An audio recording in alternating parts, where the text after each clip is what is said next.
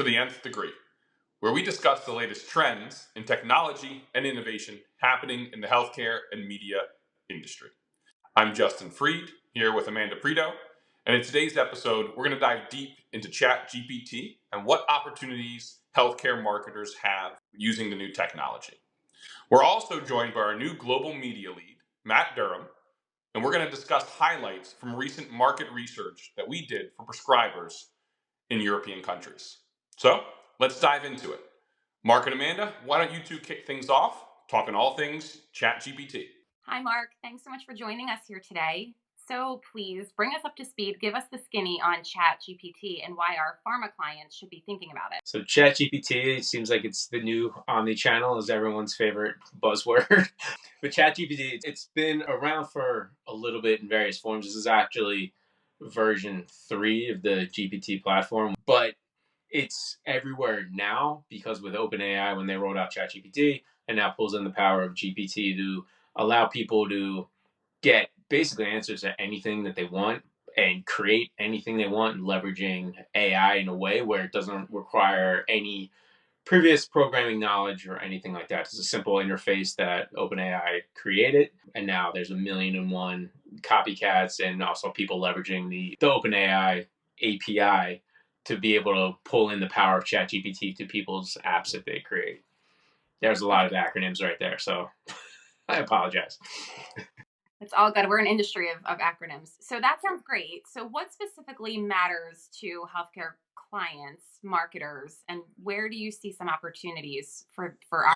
Well, I think that one of the most important things with this is just how fast it's grown since they rolled this out in November. And I'm going to glance to my stats here because there's no way I'm going to get this all correct. But ChatGPT reached 1 million users in 5 days, which is insane because Netflix, it took 41 months to reach 1 million users. Twitter took 2 years to reach 1 million users. Facebook, 10 months, and Instagram, 2.5 months. So the fact that they did it in 5 days is just showing how remarkable this software, or shame to say software, this technology is.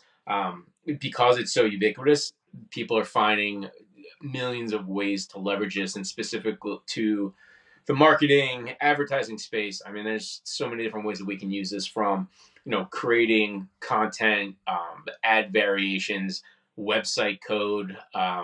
One crazy application is taking a block of text and leveraging other AI platforms like voice synthesizers, where you can create, audio ads in different voices and different dialects instantly.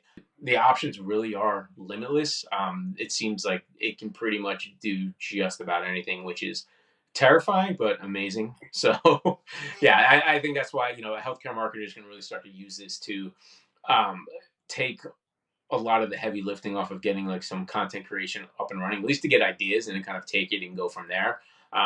Because it seems like everything that I've generated leveraging ChatGPT, you can almost kind of tell by reading it that it was from ChatGPT. So it doesn't really have like that personalized spin to it, but at least it's a way to get some ideas started and getting some, things up and running quickly. Exactly. So that brings me to my next question, Mark. So you said the word terrifying, not me, but it's not a human, right? We're relying on technology here. So what concerns, barriers, what red flags could there be for our pharma marketers to consider as they're starting to step into this space? Yeah, one of the biggest red flags is that, it pulls from a lot of data sets around the web, and, it's not exactly clear exactly where it's pulling things from and what it's being trained on. So plagiarism is definitely one of the main concerns that people have. I know when this first rolled out, it, very conveniently for those people still in college, rolled out right during midterms. So, without any warning to professors. So their students were allowed to, they could basically just leverage this, write full papers and everything like that are referenced and everything. There's no way there's no way to say that this was like 100% original. They could just be lifting work from other areas within this data set, and kind of generating it as a new idea for a user. So I think that's like one of the biggest things is like the plagiarism side of things. But there's been examples online where it just gives conflicting information depending on the prompts that you enter. I've seen examples of it having conversations with itself across different platforms, and I'm like, this is basically how Skynet starts, and the end of times comes. But so that's just one of the main concerns there. Okay, Mark. So besides plagiarism as being one thing that brands need to look out for, is there any other touch points you want to focus on in terms of why the human touch is so important still as we look to this technology as a supplement but not a replacement? Yeah, I mean, it's great at generating ideas, and it could be a great starting point for different pieces of content or ad variations. But in the health space specifically, I mean, these health conditions that people are dealing with, they're going through some of the most traumatizing moments of their life, and having something that's just very cold and AI generated doesn't, everything I've seen coming out of ChatGPT doesn't have that unique like human touch to it, which I think is extremely needed in this industry, in the creative, in the writing, in the visuals, everything along those lines. Yeah, agree. And I know that there's even some other aspects outside of healthcare, ways this technology is headed in terms of AI and photography and creative. I'd love your take on that too, because as we know, in our roles as marketers, we're always trying to be really cognizant of what impact this is having on our audiences. So, do you have any knowledge for us around how else this technology is being used? Yeah, I mean, it's being used for everything from creating complete websites, just start to finish based off a block of text, to creating audio and like fully produced music based off of somebody inputting text, basically saying, I want a song that does this, this, and this, and it creates it. And now, we're seeing something like Deep Agency, which is an AI generated modeling agency where none of the models are real. You literally pick, every thing you want from them, and camera angles, lighting, what type of camera, and everything is generated right away. So in the age of catfishing, I think this is like the catfishing on steroids now. So yeah, it just seems like basically anything you can possibly think of could be, there's an AI platform either already that exists or on its way very soon. Awesome. So we still need that direction from our marketers and our creatives and Yeah. our experts in terms of reality versus this fantasy sort of Yeah. technology. How do you know I'm not AI right now?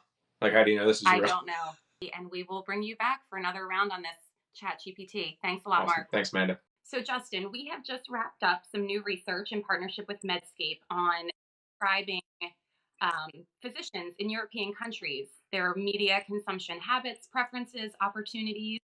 Let's dive in with Matt Durham. Let's see what's going on in that world.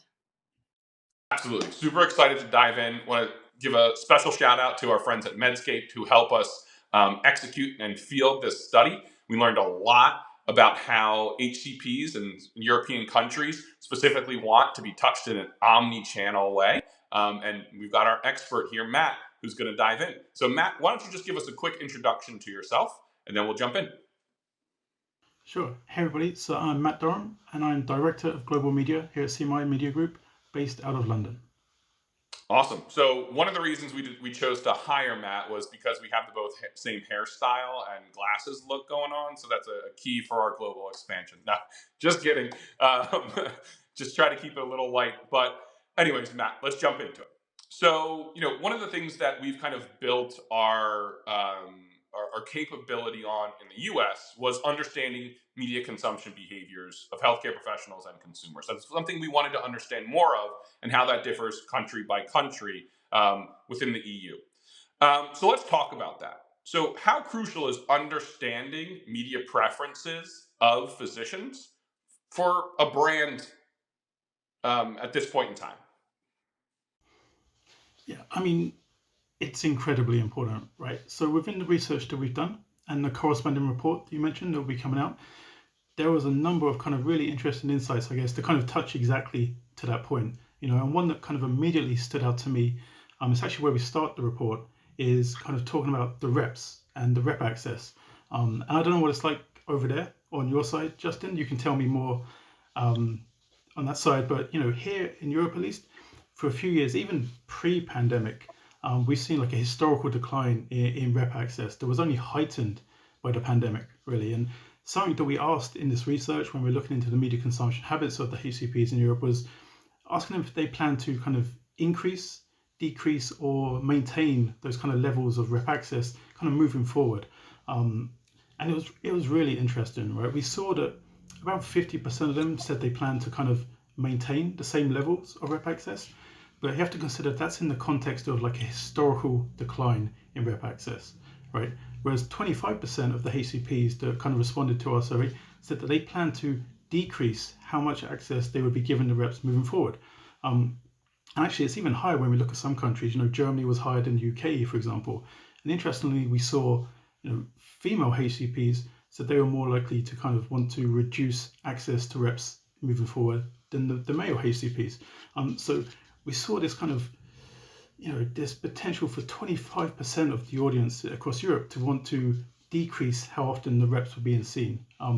And when we think of that 25%, also consider within our report, we've got some insights to say that 75% of the prescribers across Europe already have kind of limits on how and when they're actually able to kind of see reps anyway. It's kind of pointing towards like, reps getting less and less access. It's much more difficult for the reps to kind of get into healthcare professionals.